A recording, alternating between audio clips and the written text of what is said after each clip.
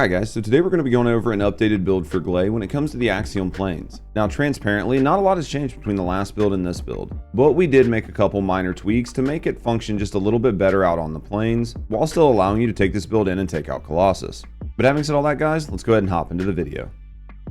So as always, the first thing we're going to look at is actually the weapon on this. We're going to go ahead and use the Restored Relic. We really like how well this mobs, and it does just as well on the plains as it does anywhere else.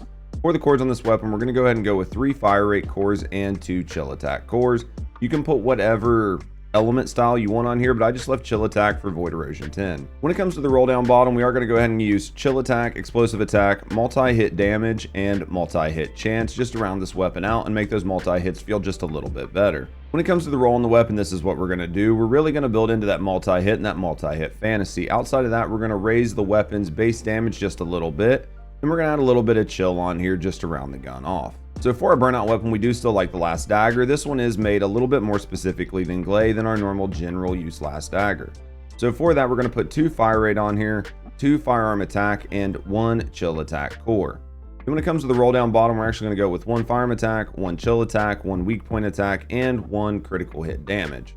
Alright, so when it comes to the mods on the weapon, this is what we're going to be looking at. We're really going to build into this weapon's critical hit and weak point. Outside of that, we're going to add a little bit of fire rate, and we're going to add some base weapon up. The last couple mods we're going to be looking at here are going to be chill attack and ultra precision strike. Ultra precision strike is really good as long as you're hitting your weak points. If not, it is going to hurt you a little bit. But at the end of the day, you should be aiming for weak points, and this gun is going to help you do a ton of damage when you hit them on the bosses for your burnouts.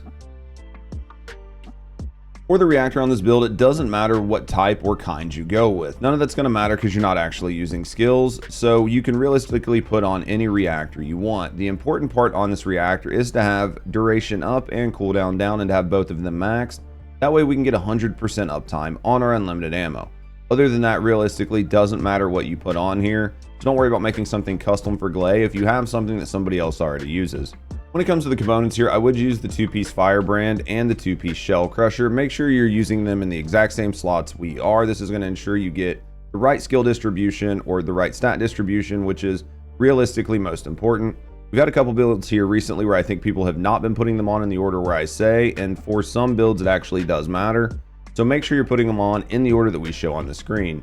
We're using these for duration up, and we're using these for fire rate. The fire rate here is really going to allow us to cap the fire rate on the Restored Relic as long as we have perfect triple 20 rolls on it when it comes to the fire rate. Outside of that, make sure you have the same rolls and the same cores we show here. The reason I say to have the same rolls here is while the MP isn't really affecting Gley at all, you will be using these across a lot of other Descendants, and I'm personally not a big fan of going and getting multiple different component sets for multiple different Descendants if the changes aren't really going to be substantial or impactful.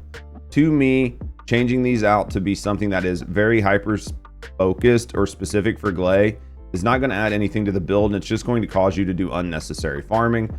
I don't like that. I don't want to tell you guys to do that. I don't want to tell you guys to waste your time. For the inversion reinforcement, this is what we're going to be looking at. We do like a little bit of strike point amplification, a little bit of chill focus rounds, and a little bit of firearm control mechanism. All of these are going to synergize well with your build and ensure you're able to do just a little bit more damage, and that's really all we're going to be able to get out of the inversion reinforcement for Gley this season. For the Arche tuning tree, this is actually what I like. We're really going to build into that multi-hit chance and multi-hit damage because it synergizes very well with our Restored Relic. Outside of that, we are going to run up and grab just a couple of the purple firearm attack nodes, as the gold firearm attack node here is kind of a bait and it's not worth actually getting. And then if we wanted to go into the upper left, there's not really a good mutated cell here, so this is the tree that I would recommend you go ahead and pick up. For the dog, as always, it really doesn't matter for Gley. Go ahead and use the Hagios sheepdog. The only reason I say that is because this build is going to kind of hit your health a little bit hard, and having the extra health and the extra HP is just going to make sure that you stay topped up. Now for the mods, this is actually what I went with. Now there's a couple things I want to talk about here. Originally, I thought about going with Walk the Tightrope and Conditional Recharge, but one of the biggest issues I had with running that duo was I was running out of HP, and it wasn't really that I was going to die. What it did is it caused me to not actually be able to use my unlimited ammo. So for usability and for just making the build feel better, I decided to not actually go with that. So what we ended up going with here was just shot focus and HP collector. Now, transparently, shot focus does absolutely nothing for your Restored Relic. But realistically, your Restored Relic doesn't need that much help on the Axion Plains.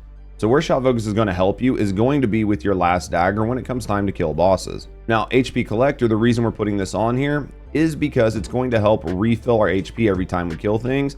That way we're able to constantly pop our unlimited ammo and we don't ever have to really worry about not having enough HP to pop it. And another reason we have this on here is because we are running Kuiper Hollow Points. Now, Kuiper Hollow Points will not really do anything for you on Restored Relic. It's actually going to hurt you a little bit because you're going to be getting non-weak point hits and it's going to be chipping away at your health every time you get one of them.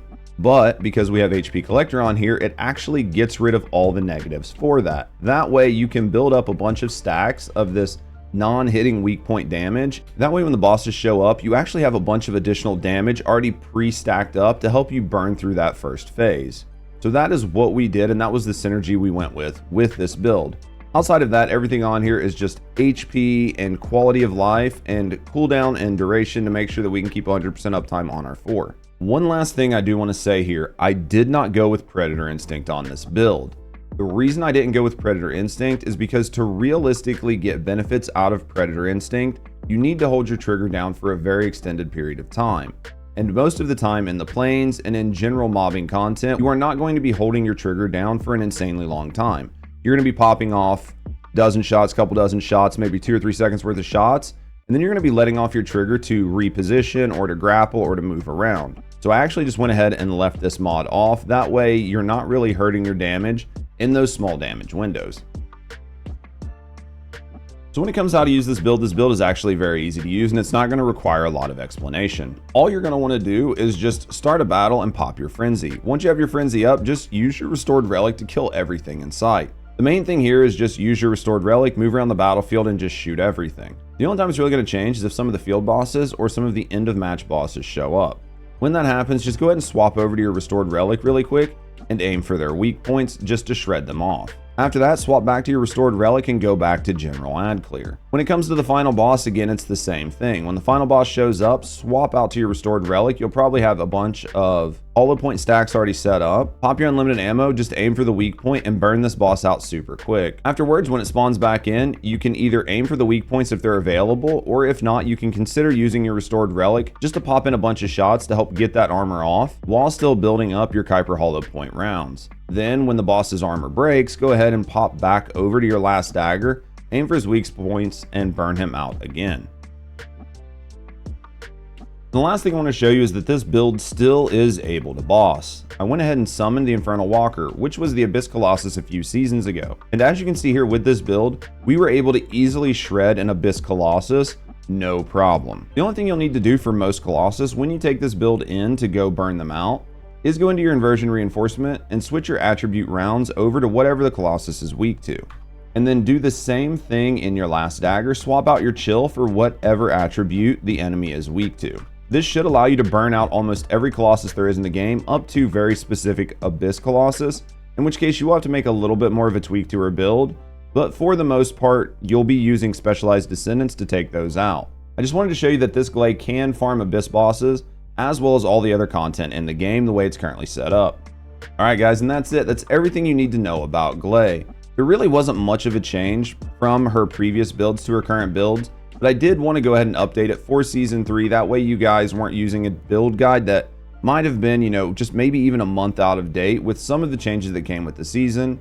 So again, this is really going to show you the difference in the Inversion reinforcement, really make use of at least one of the trigger mods, and show that Gley can still put in a lot of work no matter what content she's in. But let me know what you guys think. If you guys enjoyed the video, consider liking and subscribing for more First Descendant content, as well as other game coverage in the future. And if you want to get to know me and the community a little bit more, consider coming and watching us live, either here on YouTube or over on Twitch. I do stream 5 days a week, and I would absolutely love to get to know you guys a little bit better. But having said all that, guys, thanks for watching, and as always, have a great day.